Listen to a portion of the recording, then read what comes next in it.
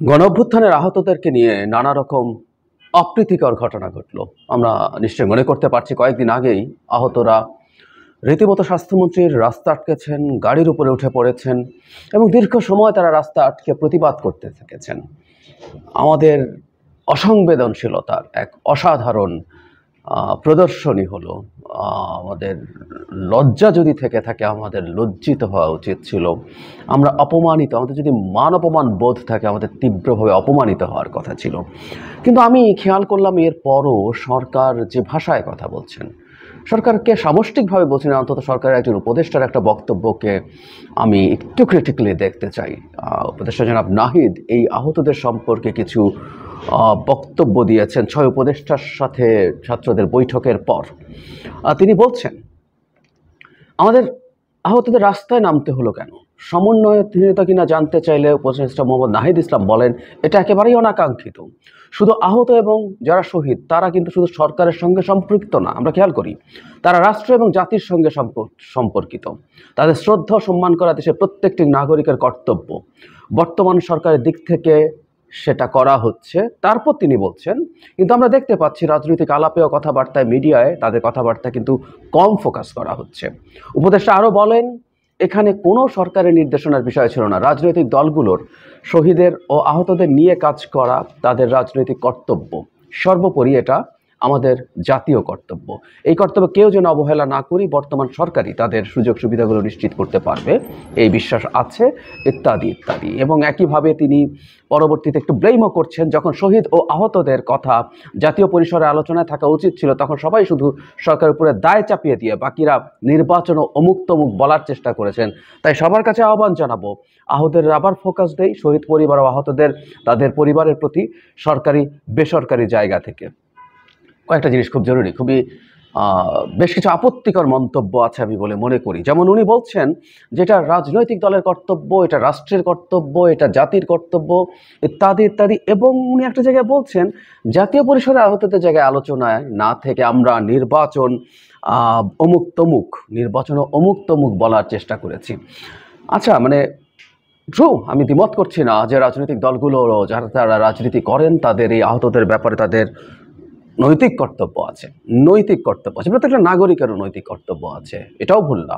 এই রাষ্ট্রের অপরাপর যারা আছেন, সিভিল সোসাইটি, যারা বলেন, যারা লেখেন, প্রত্যেকেরই কর্তব্য আছে, নৈতিক কর্তব্য। কিন্তু যিনি রাষ্ট্রের সরকারের দায়িত্বে থাকেন, এটা তার সাংবিধানিক এবং আইনি বাধ্যবাধকতা। না সাংবিধানিকভাবে লিখে ফেলেছি তা না, কিন্তু আমরা যদি ইন্টারপ্রেট করি, অ্যাটলিস্ট যিনি সরকারে আছেন তার চাইতে বেশি দায়িত্ব কর্তব্য কারোই থাকে না। সুতরাং রাজনৈতিক দল, ব্যক্তি, সিভিল সোসাইটি, মিডিয়া কেউ যদি কাজ নাও করে, সরকারকে কাজ করতে হবে। সরকারের হাতে সব রিসোর্স আছে, তাদের চিকিৎসার জন্য তাদের প্রয়োজনীয় ফান্ড, টাকা যা লাগে সব কিছু তারা করতে পারে। প্রয়োজনে বিদেশে পাঠানো, শুধু দেশেও না, সব কিছু তাদের দায়িত্ব। আর এর মধ্যে কেউ যদি এটার প্রতি ফোকাস না রেখে নির্বাচন এবং অমুক তমুক নিয়েও কথা বলে, তাতে সরকারের কিছু আসে যাওয়া উচিত নয়। তার জন্য এই আহত যারা আছেন তাদের চিকিৎসা ঠিক মতো হবে না, গাফিলতি হবে, তাহলে সরকারটা তো অত্যন্ত বাজে একটা সরকার। আমরা এভাবে বলতে চাই যে অভ্যুত্থানের মাধ্যমে যে মানুষের রক্তের উপরে, যে মানুষের আহত হওয়ার উপরে দিয়ে এই সরকার প্রতিষ্ঠিত হয়েছে, সেই সরকারকে চিকিৎসা নিশ্চিত করানোর জন্য সবাইকে ক্রমাগত বলে যেতে হবে। আমরা তো এই সরকারকে এরকমভাবে দেখতে চাইনি। আমরা তো এটাকে শেখ হাসিনার সরকার মনে করি না।